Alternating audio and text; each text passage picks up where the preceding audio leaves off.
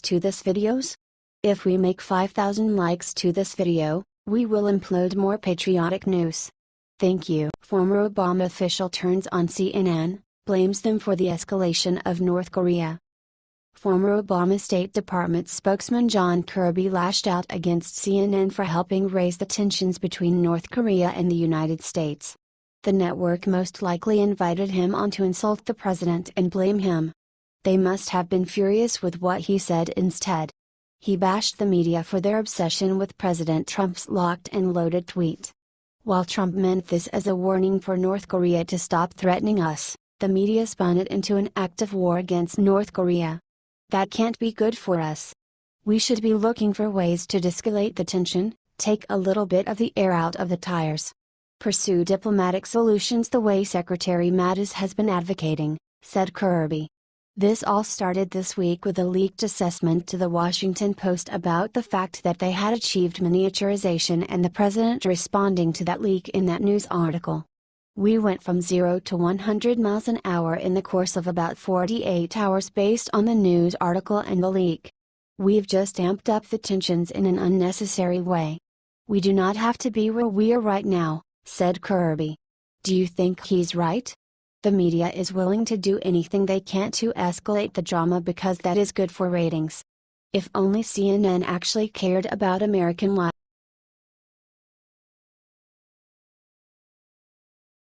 Michael Moore gets serious hate from the New York Times for his narcissistic anti-Trump Broadway show. Ever since President Trump was elected, Michael Moore tried to cash off of his success by insulting him. Moore is making documentaries, TV shows, and has even premiered his one-man Broadway show of him insulting President Trump.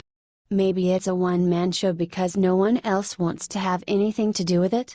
Even the New York Times, who agrees with his point of view, thought the show was pretty pathetic.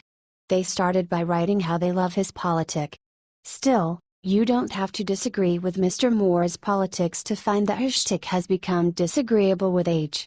The Terms of My Surrender, which opened on Thursday at the Belasco, is a bit like being stuck at Thanksgiving dinner with a garrulous, self-regarding, time-sucking uncle.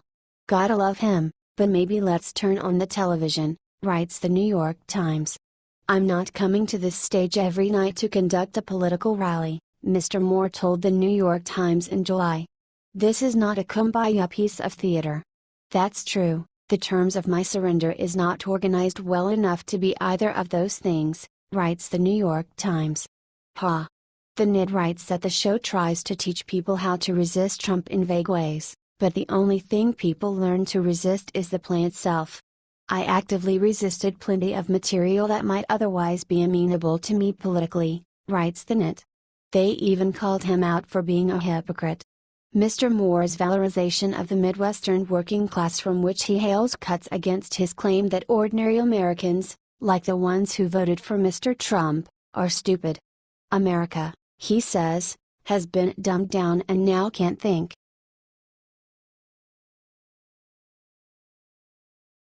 Rush Limbaugh crushes Kim Jong-un and everyone who's afraid of him, he says it on a pig. The liberal media has been completely freaking out over North Korea, and even more over Trump's response to North Korea. However, Rush Limbaugh has a hilarious take on the whole situation. What does this mean? It means that wimpism has taken over the Washington establishment, that wussism and wimpism and pajama boyism has taken over, said Limbaugh. He said that even though North Korea is working on these weapons, there is nothing to worry about and the liberal media is acting like a bunch of wusses. North Korea is a zit on the butt of a pig, and there is no reason to be afraid of it. Would we run around acting afraid of a zit on a pig? Mr. Limbaugh, they are getting nuclear weapons. Yet, they can't hit the side of a barn yet, for crying out loud, said Limbaugh. What are we supposed to do, sit here and wait until the real one is airborne and hope that being gentle and compassionate and unprovocative will stop this lunatic from doing what he is doing? Is that what we are to believe here? That we adopt the Obama pajama boy policy here? That's how the Iranians got this air nukes, it's this pajama boy liberalism way of life, said Limbaugh.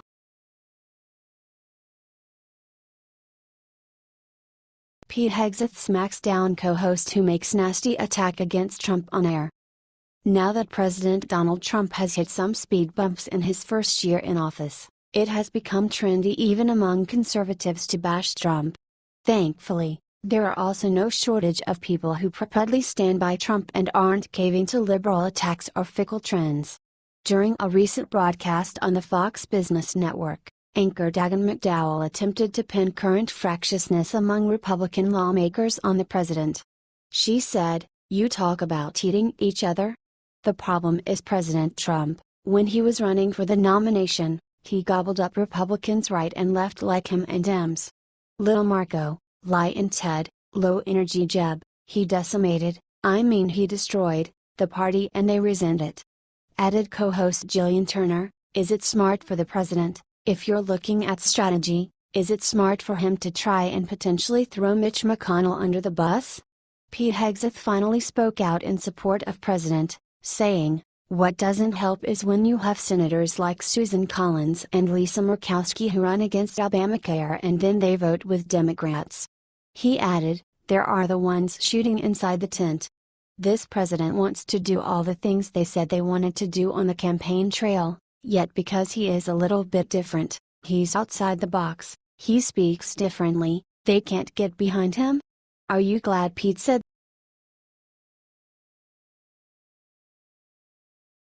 Diva like Megyn Kelly just made the dumbest excuse for her failing ratings at NBC. It would be a huge understatement that Megyn Kelly's new career at NBC has not gone as well as she had hoped it would. Megyn earned scathing reviews for her interviews with Vladimir Putin and Alex Jones, and her ratings have been very poor. Beyond this, Megyn's colleagues at NBC have come out and described her behavior behind the scenes as being diva-like. Instead of taking stock of herself honestly and trying to make needed changes to save her career, Megyn instead offered lame excuses for her underperformance. Said Megyn about her dismal ratings numbers, "I thought the ratings were fine." She then tried to spin them, saying, "We didn't expect to beat 60 Minutes, but our average for the summer was actually quite solid, especially when you compare it to what had happened when they launched a little news magazine the summer before as an experiment."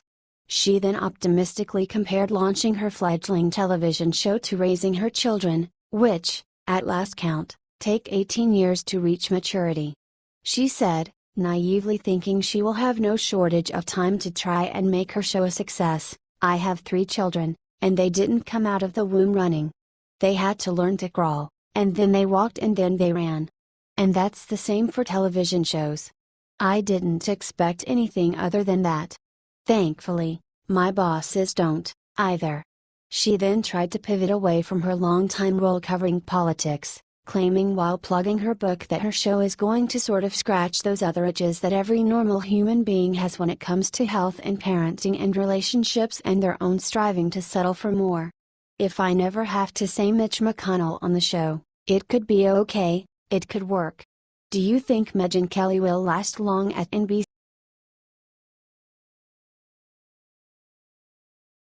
Stanford teaches students they need to eradicate whiteness, it's insane.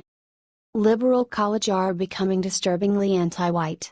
They claim to fight against racism. But apparently they believe the only way to do this is to be actually racist against white people. It has gotten to the point that they are associating whiteness with evilness. Stanford University is now teaching a class about abolishing whiteness. The course is called White Identity Politics.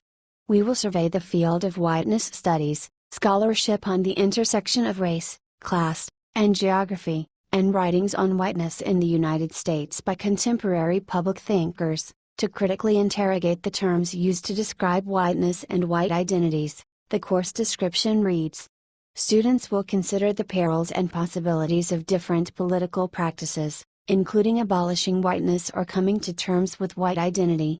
What is the future of whiteness? They write. It's not just colleges either.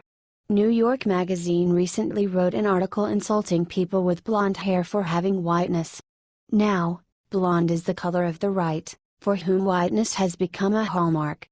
Blonde hair is a dog whistle of whiteness, an unspoken declaration of values, A wink-wink to the power of racial privilege and to the 1980s vibe that pervades a movement led by a man who still believes in the guilt of the Central Park Five, writes New York Magazine.